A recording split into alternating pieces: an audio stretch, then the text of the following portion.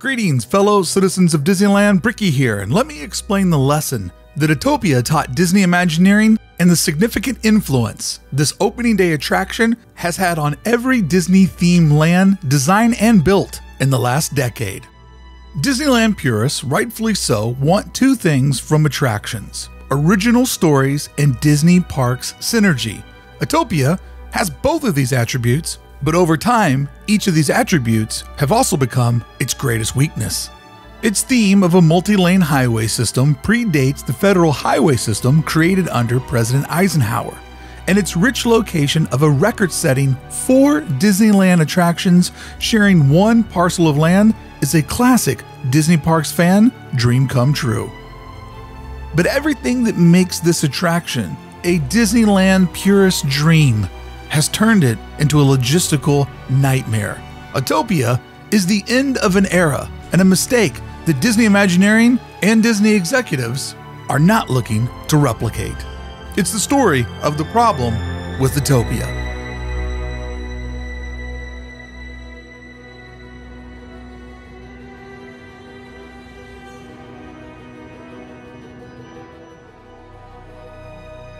Friend, you may ask, what exactly is Disney Synergy?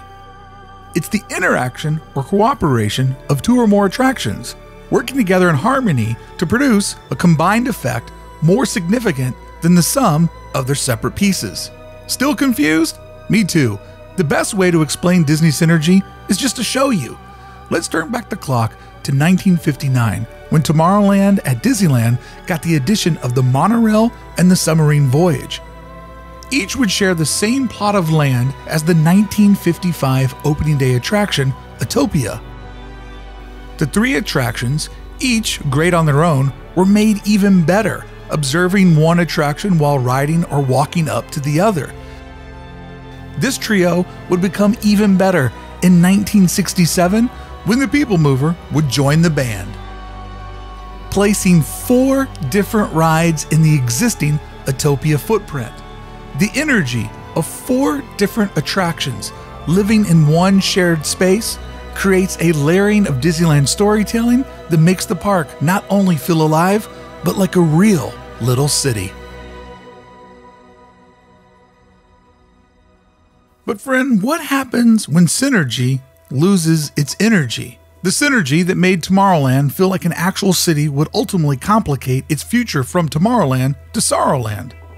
Ironically, everything that made it feel real would also be the real consequences that cities have to deal with as they grow and age, and their infrastructure starts to crumble. Tomorrowland currently is a land with 6 abandoned locations. 4 are former attractions, and 1 abandoned arcade and a shop. Disneyland is stuck in a situation where to fix one problem, Disneyland would essentially have to fix them all. The poster child of being stuck in this problem of when synergy loses all of its energy is Autopia. Autopia is a massive 230,000 plus square feet inside the Disneyland berm.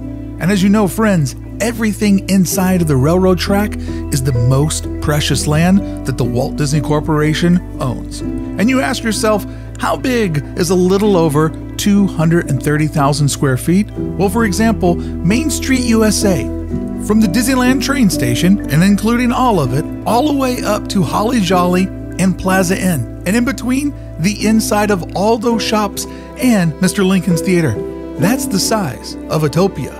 Adventureland is only 30,000 feet larger, and all of Toontown, including Mickey and Minnie's massive runaway railway, is only 20,000 square feet larger. Over at Disney's California Adventures Campus, including Guardians of the Galaxy, is 70,000 square feet smaller than this one attraction. Autopia may be big in its landmass, but it's small in its return. Autopia is about the same size as Main Street USA, slightly smaller than Adventureland and Toontown, and much larger than the new Avengers Campus. But here is where Autopia is much smaller than all of those lands. Autopia has hardly any merchandise appeal and no foreseeable natural way to create live action or animated content for Disney Plus or Walt Disney Pictures.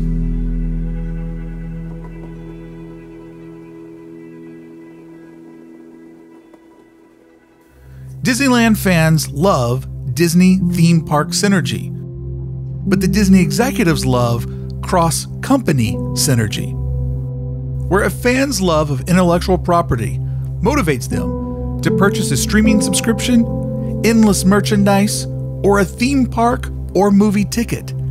Each sector of the business feeds the other, with the fans' love of an intellectual property surrounded by these spending options.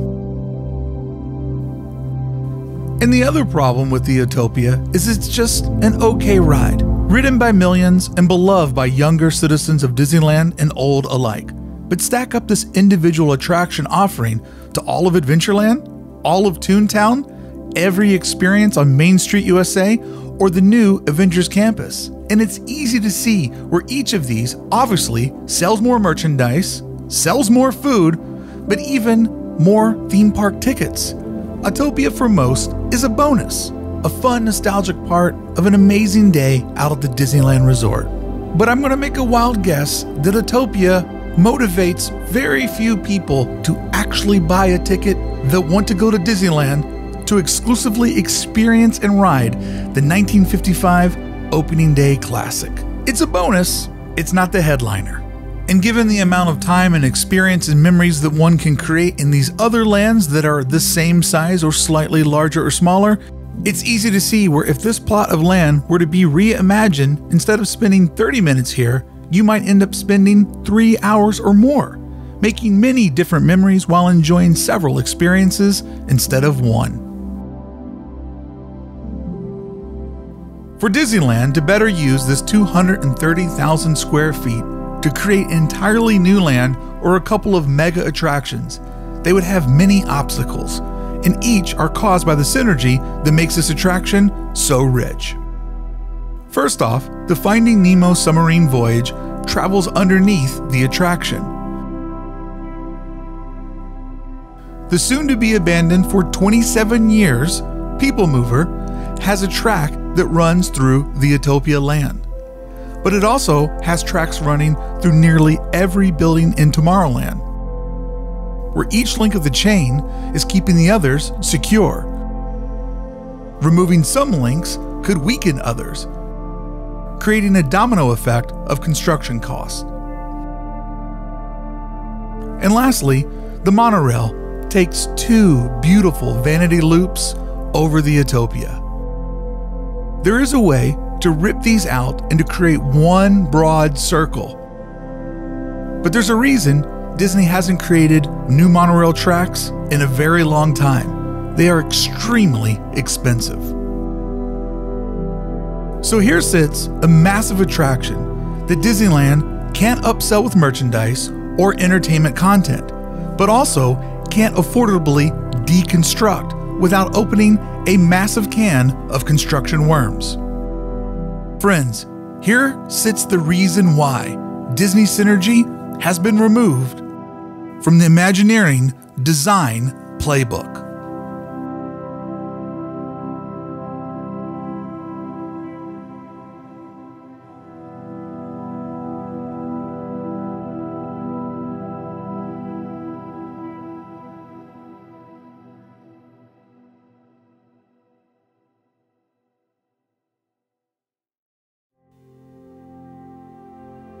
Over the last decade, Disney Parks has entered a new era in theme park design, creating fully immersive lands. The Autopia plot of land symbolizes why every Disney Parks land created in the last decade has no overlapping attractions. Starting with Cars Land and counting down the line with Pandora, Star Wars Galaxy's Edge, and Avengers Campus.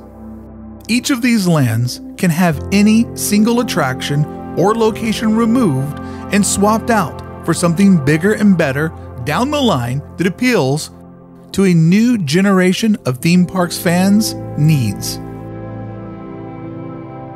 Take Star Wars Galaxy's Edge, for example. A land that almost had a third attraction that would allow a guest to ride on the back of an exotic do-back type of creature. This attraction was canceled, and I believe it's because its path would have overlapped with other interest and locations inside of Star Wars Galaxy's Edge. The land that Disney wants to go the long haul on their billion-dollar investment. Disney Theme Park Synergy used to be lots of attractions living in harmony, sharing the same space. The Synergy now is a transformative experience where the land itself takes you to another exotic location, a place that you've dreamed of going in one of your favorite Disney content offerings. In between Disneyland proper and Disney's California Adventure, currently both lands reflect every major popular IP that the Disney Corporation offers. Meaning there's not an IP needed to go inside of Tomorrowland. So the land will have to wait for that next story, that next hero, that have a home waiting for them inside of tomorrow.